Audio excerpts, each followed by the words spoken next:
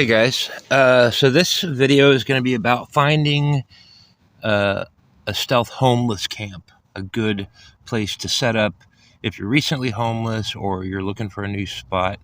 I mean, in the Northwest, you can basically take your tent and plop it on a sidewalk anywhere, and you're good to go.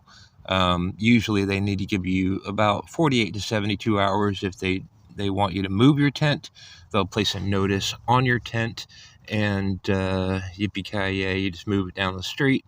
Um, there's lots of homeless that do that, and they kind of congregate. I prefer to be in a wooded area away from people, and so that's what this guide is going to be about.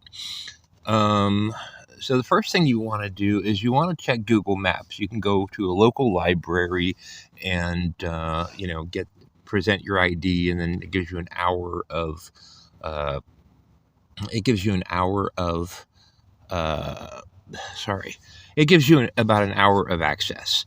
And so what you're going to be looking for is you're going to go onto Google Maps and check out your area, wherever that is, Portland, for instance, or Beaverton, or Oregon City, just whatever.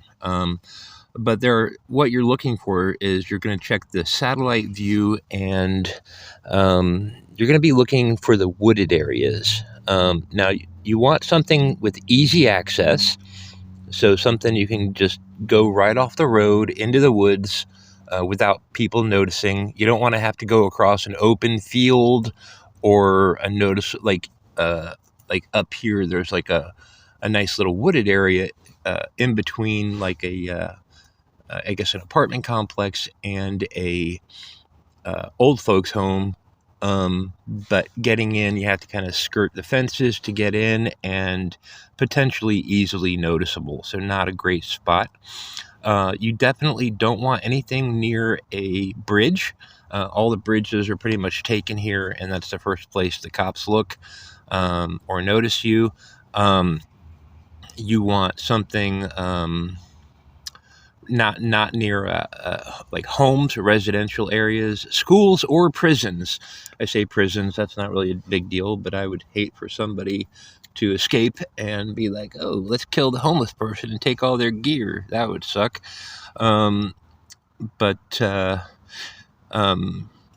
Let's see.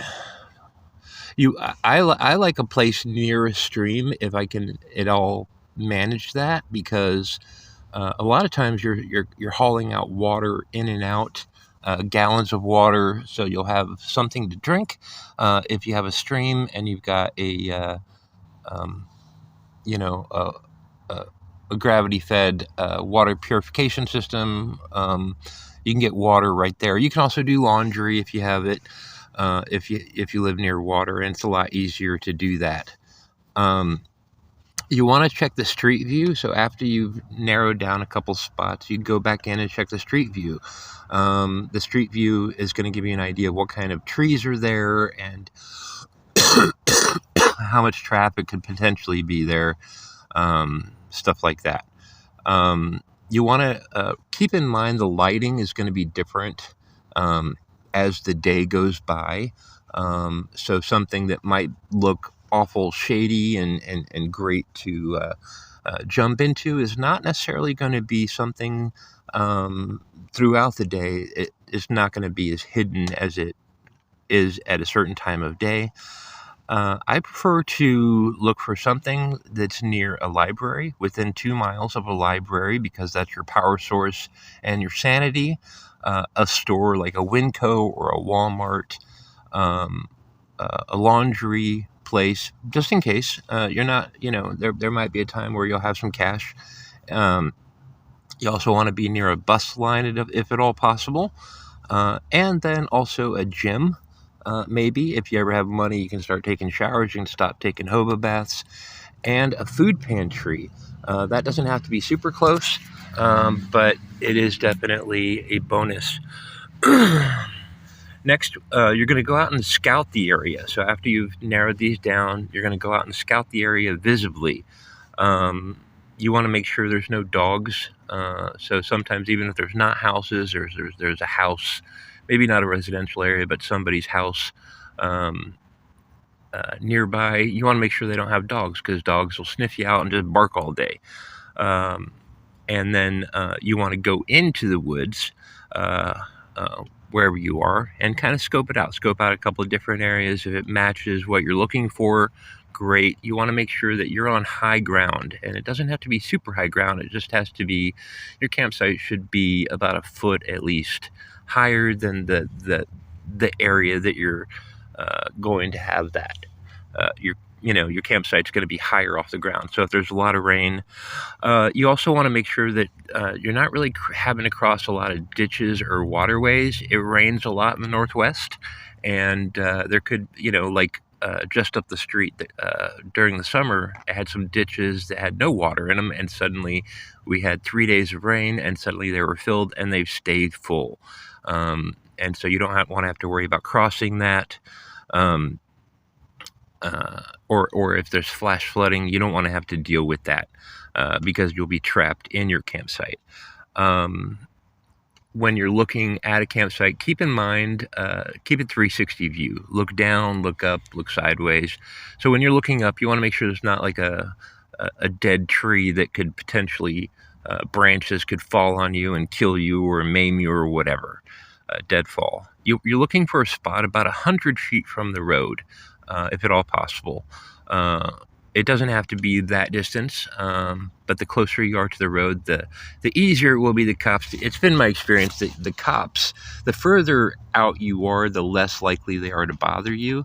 Like if they just see you from their cop car, they might stop and say, "Hey, you got to get out of here."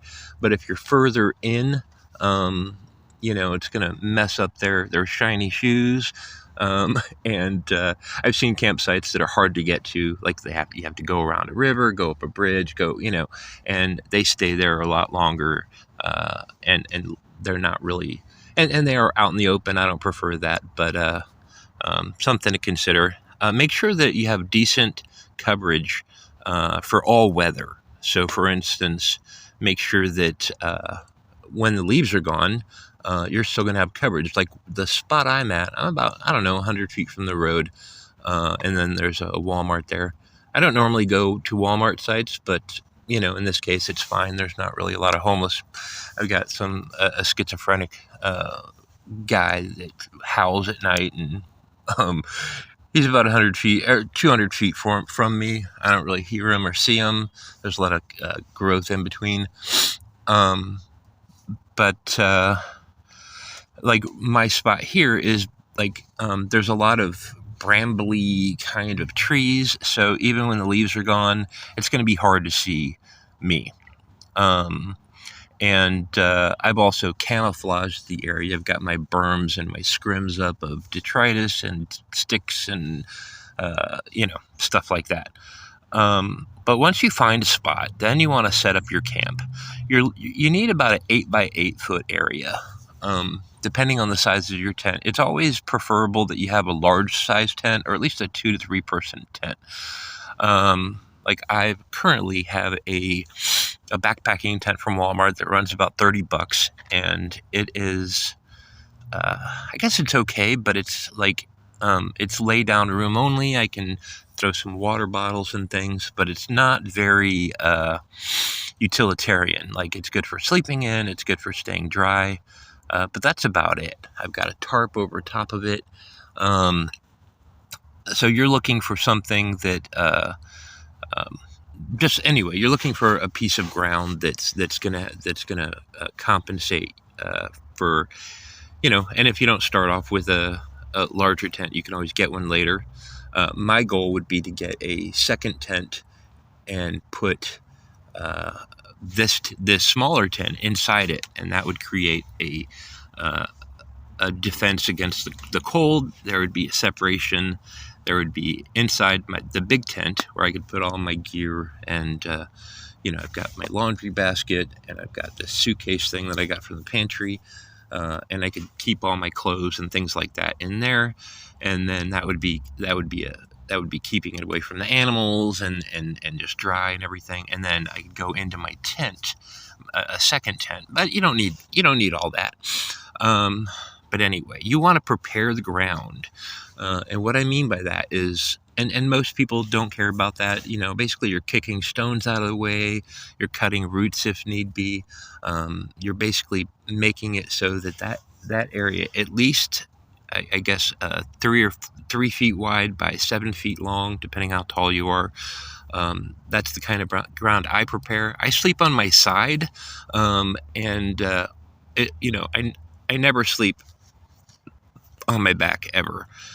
Not even when I'm relaxing. I'm always on my side, and so my shoulder, all the way down to my hips, or my upper thighs, need to be in a sort of depression, and my feet not really super concerned with.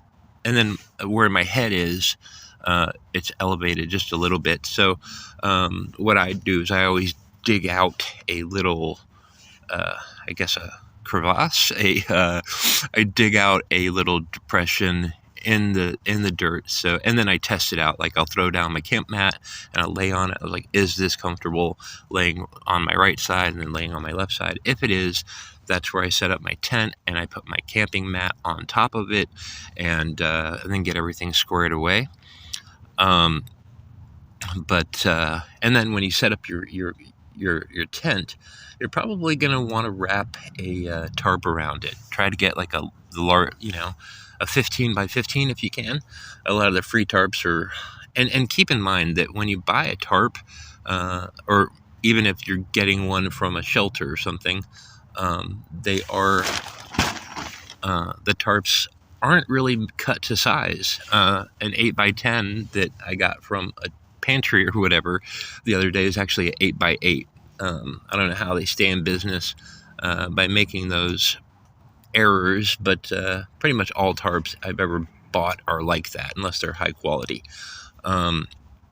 And so what you'll do is you'll set up your tent and wrap your tarp around it, and then wrap it like a Christmas present. So at the ends, you're gonna kind of, you'll leave one end open where you're exiting and entering, and that will be just pushed down. The only problem with the tarps is it causes a lot of condensation inside, and that's a problem you can't get around. It's going to cause, if you're in a tent like I am, like a backpacking tent, one-person tent, is that your sleeping bag at the very ends, where your head is and where your feet are going to get wet just from the condensation that stay inside the tent. But the tarp cuts off about 10 degrees of temperature, so it's going to keep you warm, especially in the colder months. I've actually got set up 3 tarps right now. I got my original camouflage tarp, and when you're setting up your tarp, it's very important to put it on a fairly steep angle. You don't want any water collecting. You don't want any flat plains in it. I've made my mistakes with tarps before in the early days, and you'll wake up to a big puddle of water collecting, like there'll be a bode in an area. You don't want that. So set it at a fairly steep angle, at least a 45-degree angle. And then, like, for instance, I have, I took one of the free tarps, the 8 by 8, and I put it, that one is covering my tent. It's kind of wrapping it, and then I pull it up and pull it down. It gets kind of gross in the morning because it collects, condensation, but, and so when I put it up, I get drips of cold water. I mean, that's not fun. But it does keep me very warm at night, or at least warmer. And then I've got another, I guess a vertical one that's kind of under the main 45-degree one to kind of give me, in case there's wind and stuff like that. And it's brown, so it helps with the thing is a lot of people collect blue tarps. I'm not a fan of those. I've got a blue tarp over my tent that covers it, but it's also disguised by my camouflage and my brown tarp. And I've also got the detritus and my berms and things like that around my tent. Yeah, when you're looking for a spot, you're looking for something that's still close to the road, easily accessible. One thing you want to keep in mind is the path that you take to your tent. you want something that's that kind of skirts your tent initially, because the thing is the more you walk to your tent, even if you're walking through blackberry thorns or something like that, over time, I would say a month is all it really takes to establish a really firm, entrenched path. And so you don't want a pathway that's going directly to your tent. You want something that's gonna, like when I come in, I go straight in, and then I make a little left turn, and then that gets me to a place where there's a lot of trees and things like that, and so after that you don't really notice any kind of path, and then I kind of curve in backwards. I do like a U-turn and come in, and I've got it fairly well disguised. So the thing is I'm not worried about having to move my tent, but I kind of am. I don't want to. I don't want them setting up a notice and telling me I have to move, because it's a real pain. You collect a lot more stuff for just in case when you're homeless than when you're traveling as a hobo. But anyway, that's my suggestions for you if you're looking for a spot.